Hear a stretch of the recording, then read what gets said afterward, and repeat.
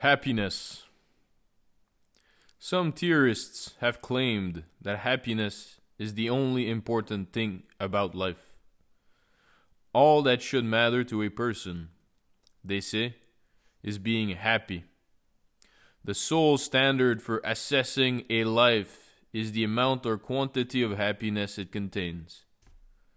It is ironic that making this exclusive claim for happiness distorts the flavor of what happy moments are like.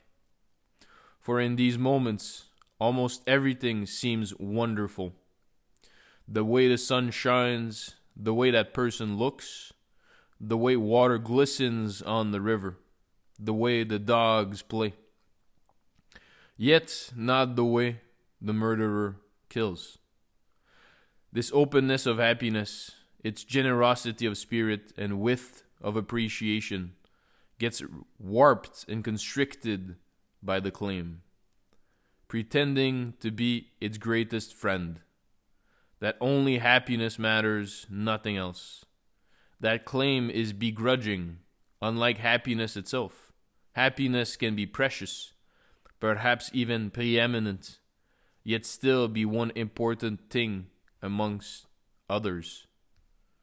There are various ways to nibble away at the apparent obviousness of the view that happiness is the one thing that is important. First, even if happiness were the only thing we cared about, we would not care solely about its total amount. When I use we in this way, I am inviting you to examine whether or not you agree. If you do, then I am elaborating and exploring our common view. But if after reflecting on the matter you find that you do not agree, then I am traveling alone for a while. We would care also about how that happiness has or was distributed within a lifetime. Imagine graphing someone's total happiness through life. The amount of happiness is represented on the vertical axis, time on the horizontal one. If the phenomenon of happiness is extremely complicated and multidimensional, it is implausible that its amount could be graphed in this way. But in that case, too, the purported goal of maximizing our happiness becomes unclear. If only the total amount of happiness mattered, we would be indifferent between a life of constantly increasing happiness and one of constant decrease, between an upward and a downward sloping curve, provided that the total amount of happiness, the total area under the curve, was the same in the two cases. Most of us, however, would prefer the upward sloping line to the downward. We would prefer a life of increasing happiness to one of decrease. Part of the reason, but only a part, may be that since it makes us happy to look forward to greater happiness, doing so makes our current happiness score even higher. Yet the person on the downward sloping curve alternatively can have the current Proustian pleasure of remembering past happiness. Take the pleasure of anticipation into account, though, by building it into the curve whose height is therefore increased at certain places. Still, most of us would not care merely about the area under this enhanced curve, but about the curve's direction also. Which life would you prefer your children to have, one of decline or one of advance? We would be willing, moreover, to give up some amount of happiness to get our lives' narratives moving in the right direction, improving in general. Even if a downwardly sloping curve has slightly more area under it, we would prefer our own lives to slope upwards. If it encompassed vastly greater area, the choice might be different. Therefore, the contour of the happiness has an independent weight beyond breaking ties among lives whose total amounts of happiness are equal. In order to gain a more desirable narrative direction, we sometimes would choose not to maximize our total happiness. And if the factor of narrative direction might justify foregoing some amount of happiness, so other factors might also. Straight lines are not the only narrative curves. It would be silly, though, to try to pick the best happiness curve. Diverse biographies can fit the very same curve, and we care also about the particular content of a life story. That thing we really want to slope upward might be our life's narrative story, not its amount of happiness. With these stories held constant, we might then care only about happiness's amount, not in slope. However, this too would support the general point that something matters, an upward slope, whether to the narrative line or to the happiness curve, besides the quantity of happiness. We also can show that more matters than pleasure or happiness by considering a life that has these but otherwise is empty, a life of mindless pleasures or bovine contentment, or frivolous amusements only, a happy life but a superficial one. It is better, John Stuart Mill wrote, to a human being dissatisfied to be a human being dissatisfied than a pig satisfied. Better to be Socrates dissatisfied than a fool satisfied. And although it might be best of all to be Socrates satisfied, having both happiness and depth, we would give up some happiness in order to gain the depth. We are not empty containers or buckets to be stuffed with good things, with pleasures or possessions or positive emotions, or even with a rich and varied internal life. Such a bucket has no appropriate structure within. How the experiences fit together or are contoured over time is of no importance except insofar as some particular arrangements make further happy moments more probable. The view that only happiness matters ignores the question of what we, the very ones to be happy, are like. How could the most important thing about our life be what it contains, though? What makes the felt experiences of pleasure or happiness more important than what we ourselves are like? Freud, though it a fundamental principle of behavior, though it be, roll the bread, and then repeat the sentence without pronouncing tot as do. Right? One letter might change again the very sense of the sentence. Hence why I'm practicing pronunciation, of course, as always. Sometimes I read too fast, sometimes I read too slow, sometimes I read and then I think about the idea which is presented, and it defocuses my attention on the pronunciation process. And so I'll repeat the word, and let us continue. Freud taught it a fundamental principle of behavior that we seek pleasure and try to avoid pain or unpleasure. He called this the pleasure principle. Sometimes one can more effectively secure pleasure by not proceeding to it directly. One countenances detours and postponements in immediate satisfaction. One even renounces particular sources of pleasure due to the nature of the outside world. Freud called this acting in accordance with the reality principle. Freud's reality principle is subordinate to the pleasure principle. Actually, the substitution of the reality principle for the pleasure principle implies no deposing of the pleasure principle, but only a safeguarding of it. A momentary pleasure, uncertain in its results, is given up, but only in order to gain along the new path an assured pleasure at a later time. These principles can be formulated more precisely, but technical refinements are not needed here. Notice that there can be two different specifications of the pleasure to be maximized. The net immediate pleasure, that is the total immediate pleasure minus the total immediate pain or unpleasure, or the total amount of net pleasure over a lifetime. This latter goal might fully incorporate Freud's reality principle. Since pleasure alone seemed too much tied to immediate sensation or excitement, some philosophers modulated the pleasure principle by distinguishing some kinds of pleasure as higher.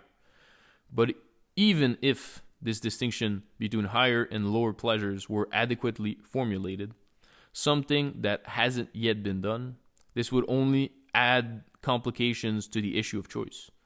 Can some amount of lower pleasure outweigh a higher pleasure? How much higher are the higher pleasures, and do they too differ in their height? What is the overarching goal that incorporates this qualitative distinction? The distinction does not say that something different from pleasure also is important, just that the one thing that is important, pleasure, comes in different grades. We can gain more precision about what pleasure is. By a pleasure or a pleasurable feeling, I mean a feeling that is desired partly because of its own felt qualities. The feeling is not desired wholly because of what it leads to or enables you to do, or because of some injunction it fulfills. If it is pleasurable, it is desired, in part at least, because of the felt qualities it has. I do not claim there is just one felt quality that always is present whenever pleasure occurs. Being pleasurable, as I use this term, is a function of being wanted partly for its own felt qualities, whatever these qualities may be. On this view, a masochist who desires pain for its own felt quality will find pain pleasurable. This is awkward, but no more than masochism itself. If, however, the masochist desires pain because he unconsciously feels he deserves to be punished, hurt, humiliated, not desiring pain for its own felt qualities, but for what that pain announces, then in that case the pain itself will not count as pleasurable. Someone enjoys an activity to the extent he engages in the activity because of its own intrinsic properties, not simply because of what it leads to or what it produces later. Its intrinsic properties are not limited to felt qualities, though. This leaves open the possibility that something is enjoyed yet not pleasurable. An example might be tennis played very forcefully. Lunging for shots, scraping knees and elbows on the ground. You enjoy playing, but it is not precisely pleasurable. From this definition of pleasure, it does not follow that there actually are any experiences that are wanted because of their own felt qualities, nor does it follow that we want there to be pleasure experiences, ones we desire because of their felt qualities. What does follow from my use of the term of this? If experiences are pleasurable to us, then we do want them, to some extent. The term pleasurable just indicates that something is wanted because of its felt qualities. How much we want it, though, whether enough to sacrifice other things we hold good, and whether other things are also wanted, and wanted even more than pleasure, is left open. A person who wants to write a poem needn't want primarily the felt qualities of writing, or the felt qualities of being known to have written the poem. He may want primarily to write such a poem, for example, because he thinks it is valuable, or the activity of doing so is with no special focus upon any felt qualities. We care about things in addition to how our lives feel to us from the inside. This is shown by the following thought experiment. Imagine a machine that could give you any experience, or sequence of experiences you might desire. When connected to this experience machine, you can have the experience of writing a great poem or bringing about world peace or loving someone and being loved in return. You can experience the felt pleasures of these things, how they feel from the inside. You can program your experiences for tomorrow, or this week, or this year, or even for the rest of your life. If your imagination is impoverished, you can use the library of suggestions extracted from biographies and enhanced by novelists and psychologists. You can live your fondest dreams from the inside. Would you choose to do this for the rest of your life? If not, why not? Other people also have the same option of using these machines, which, let us suppose, are provided by friendly and trustworthy beings from another galaxy. So you need not refuse connecting in order to help others. Kind of sounds like he's referring to the Hitchhiker's Guide to the Galaxy, which was a movie with Sam Rockwell and Zoe Deschanel. And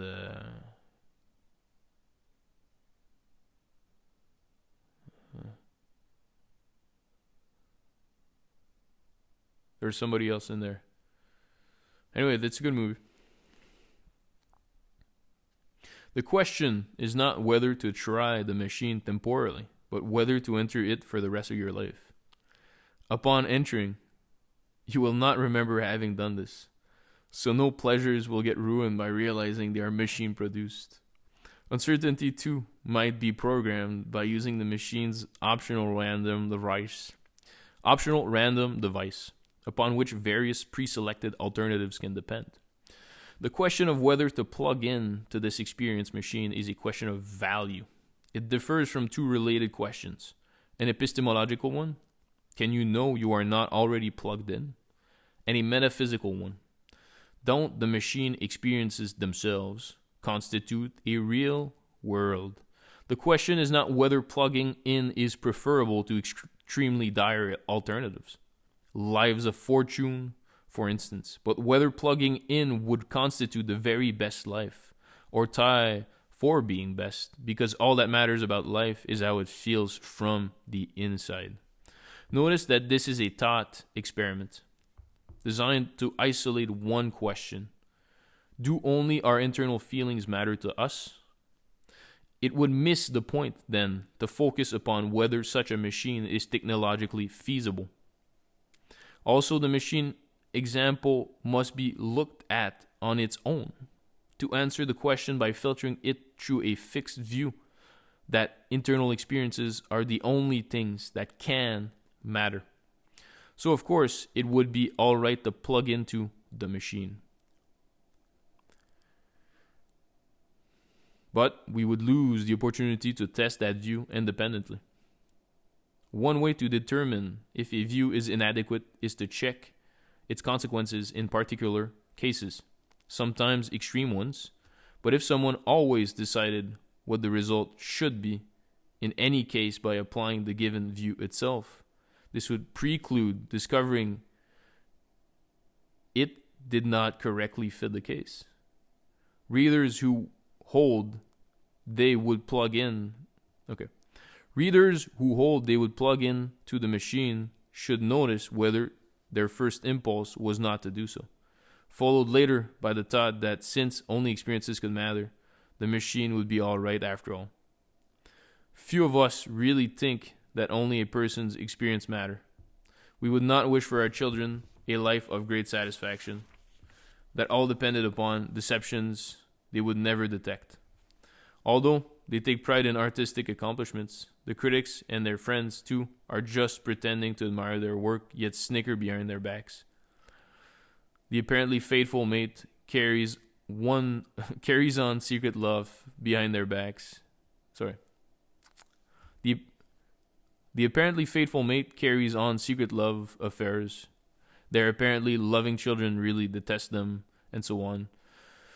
Few of us, upon hearing this description, would exclaim, "What a wonderful life. It feels so happy and pleasurable from the inside." That person is living in a dream world, taking pleasure in things that aren't so. What he wants, though, is not merely to take pleasure in them. He wants them to be so. He values their being that way, and he takes pleasure in them because he thinks they are that way. He doesn't take pleasure merely in thinking they are.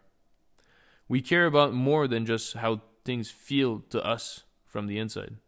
There's more to life than feeling happy.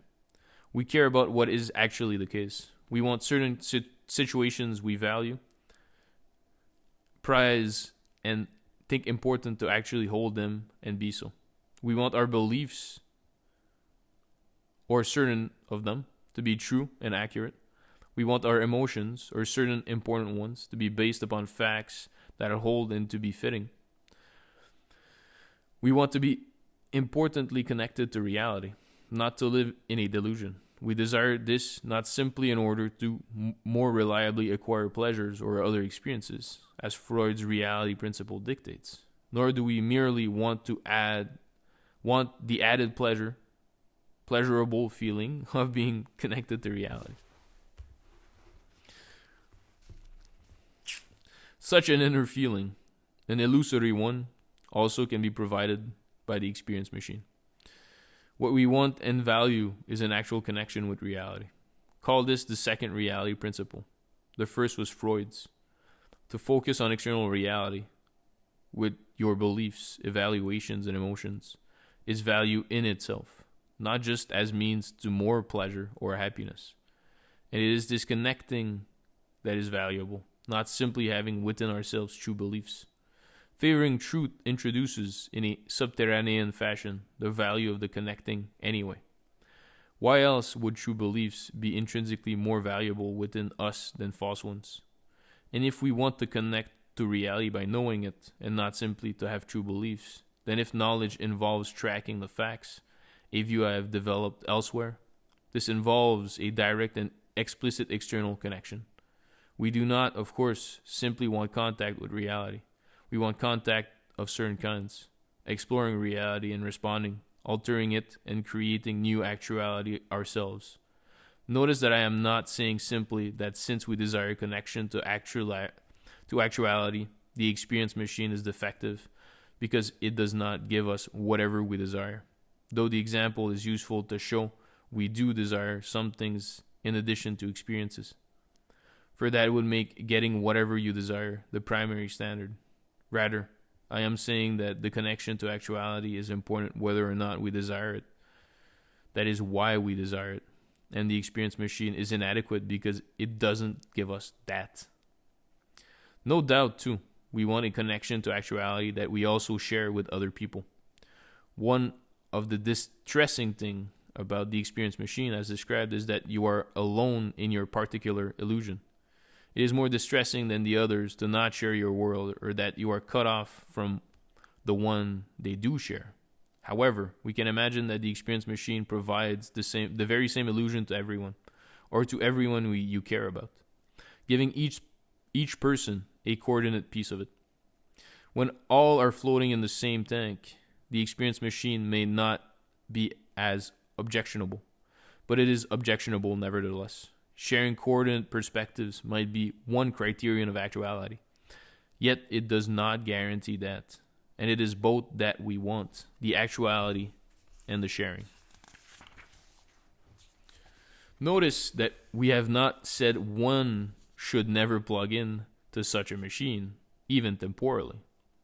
It might teach you things or transform you in a way beneficial for your actual life later. It also might give pleasures that would be quite acceptable in limited doses. This is all quite different from spending the rest of your life on the machine. The internal contents of that life would be unconnected to actuality. It seems too that once on the machine, a person would not make any choices and certainly would not choose anything freely. One portion of what we want to be actual is our actually and freely choosing, not merely the appearance of that. Choice is valued. My reflections about happiness thus far have been about the limits of its role in life. What is its proper role, though, and what exactly is happiness? Why has its role so often been exaggerated? A number of distinct emotions travel under the label of happiness, along with one thing that is more properly called a mood, rather than an emotion. I want to consider three types of happiness emotion here. First, being happy that something or other is the case, or that many things are. Second, feeling that your life is good now. In turn, third, being satisfied with your life as a whole. Each of these three related happiness emotion will exhibit the general threefold structure that emotions have, described in the previous meditation. A belief, a positive evaluation, and a feeling based upon these. Where these three related emotions differ is in the object of the belief and evaluation, and perhaps also in the felt character of the associated feeling. The first type of happiness, being happy that some particular thing is the case, is reasonably familiar and clear, a straightforward instance of what has been said about emotion earlier. The second type, feeling that your life is good now, is more intricate. Recall those particular moments when you thought and felt blissfully that there was nothing else you wanted. Your life was good then. Perhaps this occurred while walking alone in nature or being with someone you loved. What marks these times is their completedness. There's something you have that you want, and no other wants come crowding in. There's nothing else that you think of wanting right then. I do not mean that if someone came up to you right then with a magic lamp, you would be at a loss to come up with a wish. But in the moments I am describing, these other desires for more money or another job or another chocolate bar. That's stupid. I'm not Willy Wonka. Simply are not operating. They are not felt. They are not lurking at the margins to enter. There's no additional thing you want right then. Nothing feels lacking. Your satisfaction is complete. The feeling that accompanies this is intense joy. These moments are wonderful, and they are rare. Usually, additional wants are all too ready to introduce themselves. But some have suggested we reach this desirable state of not wanting anything else by the drastic route of eliminating all wants. And we don't find it helpful to be told to first get rid of our existing wants as a way of reaching the state of not wanting anything else. And this is not simply because we doubt this route leads to an accompanying joy. Rather, what we want is to be told of something so good, whose nature is so complete and satisfying, that reaching it will exclude any further wants from crowding in. And we want to be told how to reach this. Aristotle projected the quality of the feeling of not wanting anything additional out onto the world. He held that the complete good was such that nothing added to it could make it any better. I want to keep that quality within the feeling. There are two things in which you feel that your life is good now. There are two conditions in which you feel that your life is good now. That there's nothing else you want. With the first and particular want already is satisfied. With the second, you are embarked upon a process or path through which the other wants you have will be satisfied. And you have no other want than to be engaged in that process. Suppose something wants nothing other than to go to the movies with friends, which he is doing. To be sure, he wants also to reach the movie theater, that it will not have burned down, that the projector will be operating, etc. However, these things are all included as parts of the process he is engaged in. They will come up in their appropriate turn. It would be different if instead he wanted to be going to a concert alone. Then there would be something else he wanted. Since few goals are final and terminal, a point emphasized by John Dewey, the first mode of not wanting anything else usually will be found implicitly to involve the second mode, process. The fairy tale of Prince Charming wants nothing else once he has freed and married the princess, because this means they're living happily ever after. One might worry about that being happy all the time in this second sense of the emotion of happiness, wanting nothing else, would eliminate all motivation for further activity or accomplishment. However, if what we want nothing other than is to be engaged in a process of living of a certain kind, for example, one involving exploring, responding, relating, and creating, to be sure, we may want and expect this process also to include many moments of complete satisfaction of the first non-process type. Then further activities and endeavors will be components of that very process.